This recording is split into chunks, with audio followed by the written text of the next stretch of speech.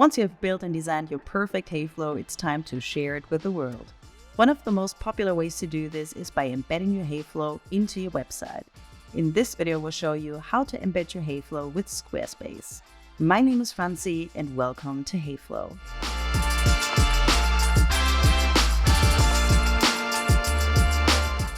Within your Heyflow, first go to the Integrations tab and then to Embed. Click on Add Embedding and a list of different website providers will appear.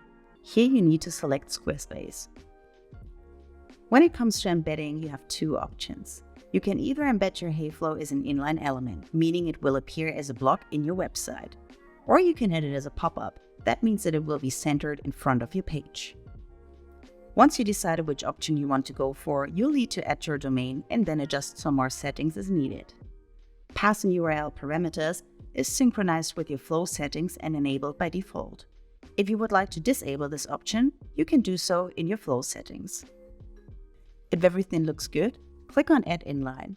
Now you see two code snippets that you need to add to Squarespace in order to embed your Heyflow.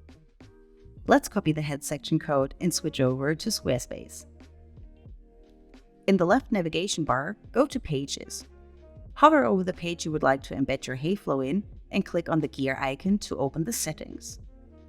Go to the Advanced tab, paste the code snippet here and click on Save afterwards.